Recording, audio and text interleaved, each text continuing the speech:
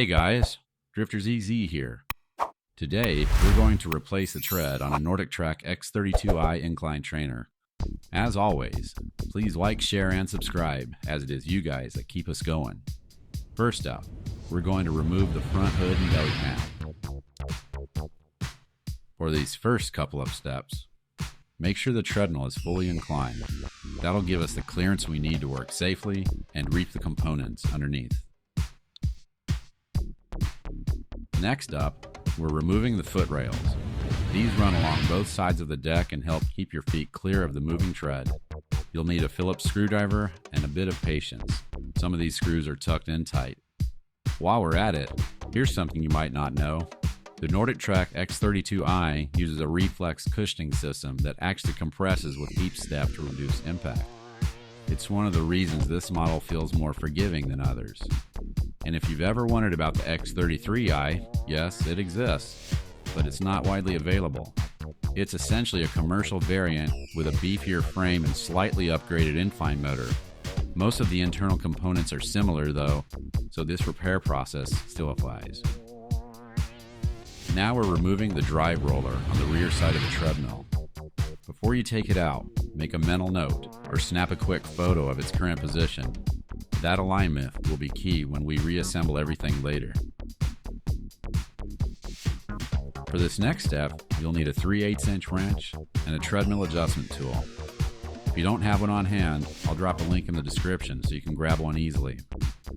Now, in loosening the roller bolts, make sure to alternate between the sides. That keeps the tension even and helps prevent bending the roller bolts, especially important on these heavier incline models. Speaking of rollers, the X32i uses a high torque drive roller designed to handle steep inclines and heavier loads. It's built with a milled surface that grips the tread more securely than standard rollers, which helps reduce slippage during high-intensity workouts. Another cool detail, the roller bearings are sealed, which means low maintenance and resistance to dust and sweat, ideal for home gyms where airflow isn't always perfect.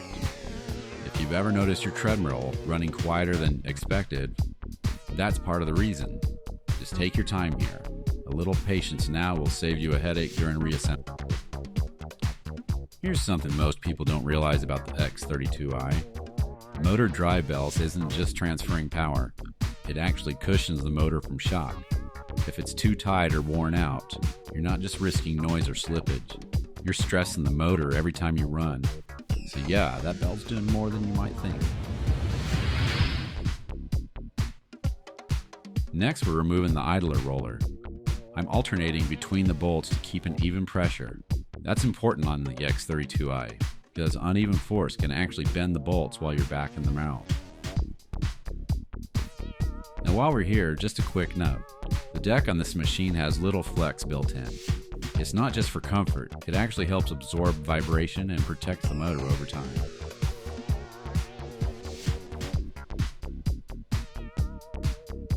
Notice I'm putting one of the bolts back in the roller. This is to make sure I don't change the direction of the roller when I put it back together. You can damage the roller if you start to spin the bearings backwards. Next, we'll remove all the deck bolts. You'll need a standard Allen wrench and a 1/2" wrench for this step. Each bolt is paired with a nut and a washer underneath. Don't forget the washer. It's easy to miss, and if it drops into the frame, it can be tough to retrieve later. These bolts secure the running deck to the frame, and they're torqued down tight to handle the X32i's extreme incline range. This machine can reach a 40% incline and a -6% decline, so the deck has to stay stable under serious vertical force. As you remove each bolt, take a moment to look underneath the deck. You'll see the reflex cushioning system. Those curved supports are designed to absorb impact and reduce joint strain, especially during steep climbs or longer workouts. Removing the deck bolts gives us access to the incline actuator and motor housing. That's where the real power of the X32i lives. The incline motor is built to simulate mountain-grade resistance, and keeping it accessible makes future maintenance easier. Once all the bolts, nuts, and washers are removed, set them aside in a safe spot. We'll need them again during reassembly. Let's keep going.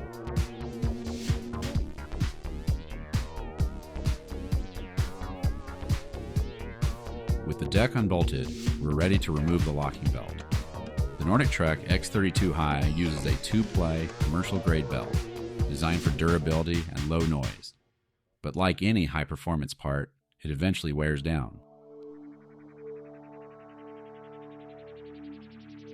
Once the belt is off, we're giving the deck a quick cleaning using a mild dish soap and water mix. This helps remove any built-up grime or lubricant residue, important for ensuring smooth contact with the new belt. The X32i's deck is coated with a low-friction surface to reduce wear and tear on both the belt and motor. Keeping it clean not only extends the life of your new belt, but also helps maintain consistent speed and incline performance. As we install the new belt, it's worth noting, NordicTrack recommends checking belt alignment and tension every few months, especially if you're using incline trainer regularly. A well-lined belt reduces strain on the motor and keeps your workout smooth and quiet.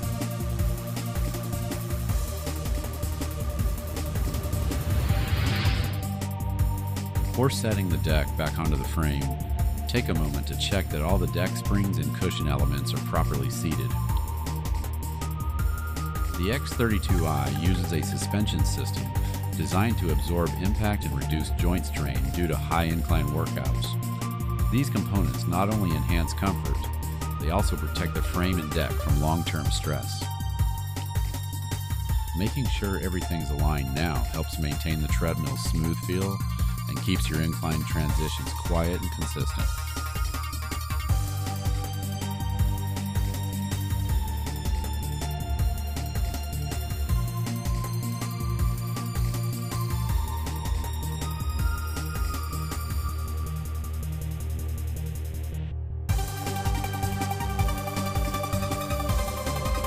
Now we're lining the deck up to bolt it back onto the frame. We're using the 4 corner bolts with washers and nuts under the deck to secure everything in place. Start each corner by feeding the bolt through the deck and frame, then place the washer and nut underneath. The washer spreads the load and helps prevent the nut from pulling into the frame material, while the nut locks the bolt in place for long-term stability.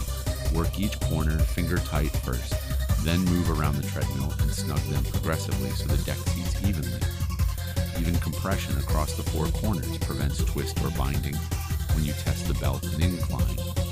Exploded parts diagrams show these fasteners and their locations, which is handy if you need replacement hardware later. Once all 4 corners are started, torque them to a firm hand tool setting. You want them secure, not over-tightened. Over-torquing can deform mounting points or compress cushioning components that the deck sits on, which may change belt tracking and ride feel. Before you fully tighten, double check that the deck springs, cushions, and any rubber isolators are seated correctly so the suspension works as designed. Now, these parts absorb impact and keep the frame from taking unnecessary stress, so they need to sit flush and unpinched between the deck and frame. Also confirm there's no gap or unevenness at any corner. Even a small misalignment can change how the belt contacts the deck and rollers. Did you know the X32i's deck and frame can develop structural issues over time under repeated heavy or extreme incline use, sometimes showing up as a spongy feeling in creaks or hairline cracks in the deck surface? These symptoms often start small but can affect ride quality and belt tracking if left unchecked. Document any early signs, soft spots, unusual flex, or odd noises, and photograph them for warranty conversations or replacement part orders. Regularly inspecting the deck after high-stress use helps you catch issues early and decide whether repair, deck replacement, or warranty service is the right next step. Next, we're installing the drive roller in the approximate location we noted earlier. Confirm you have the correct roller, drive belt, and roller bolts to hand before you begin. Start by positioning the roller close to the drive motor so the belt path is clear. Feed the drive belt between the roller and the motor pulley, keeping the belt centered on both so it won't snag when you begin tightening. Slide the roller into its mounts and install the bolts just enough to hold it in place. Finger tighten the mounting bolts so the roller can still move minutely for final tracking adjustments, This keeps the roller from binding while you check alignment. With the belt loosely routed, rotate the roller by hand while watching the belt's contact across the roller crown and motor pulley. Small shifts in the roller position or slight lateral movement of the motor pulley will correct tracking. Make micro adjustments, then refinger tighten to hold the position. Once the belt runs true by hand, torque the roller mounts to the approximate setting as before, and confirm there's no axial play in the bearings. Did you know the drive belt is the treadmill's hidden power link, and small changes to its condition dramatically affect performance? The X32i uses a cogged drive belt that needs correct tension and clean contact surfaces to transfer torque efficiently. A loose or contaminated belt increases motor load, which can cause overheating or early controller stress. Look for glazing, frayed edges, or missing cogs as early warning signs, and avoid lubricants or cleaners that leave residue on the belt or pulleys. If you spot uneven wear or frequent tracking shifts, replace the belt with the manufacturer specified type to keep the motor running cool and the ride feeling smooth. Now we install the idler roller. Slide the idler through the walking belt and into its bracket. Center the belt on the roller and install the bolt just enough to hold it. Rotate the roller by hand to confirm free spin and even contact with the walking belt before proceeding to the next step. Have your treadmill safe silicone lubricant and a clean rag ready. We'll add a product link in the description for viewers who want the same supply. With the walking belt still loose, apply a thin, even bead of lubricant along the center line under the belt. Rotate the belt by hand about halfway around the deck so the freshly treated section moves on and an untreated section comes into position. Apply the same thin bead along the newly exposed section and work the belt by hand several revolutions so the lubricant distributes evenly between belt and deck. Wipe any obvious excess from the edges. Visually center the belt by checking equal edge gaps along the deck. With the belt centered, tighten the idler until the belt, lifted at midpoint, reaches about your second knuckle. A quick, reliable feel check for proper engagement without over-tensioning. Install the foot rails. Take a moment to ensure they seat flush in the side channels. Keep mounting holes aligned and snug the fasteners finger tight before final torque. A quick visual check prevents pinched wires and makes final adjustments faster.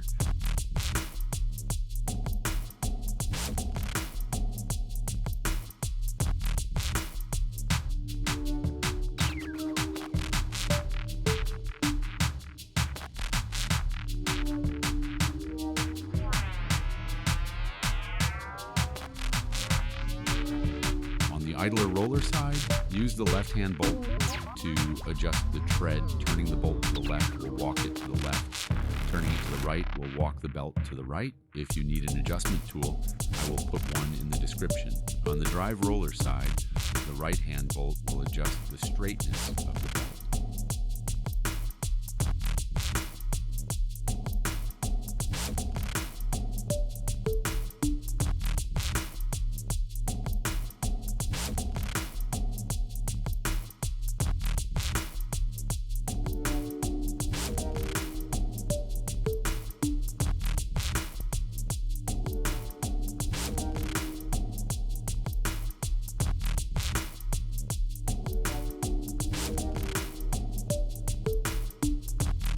Install the hood and trim. Finish with a quick visual check that all clips and screws are seated. Thanks for watching, and as always, please like, share, and subscribe, as it is you that keeps us going.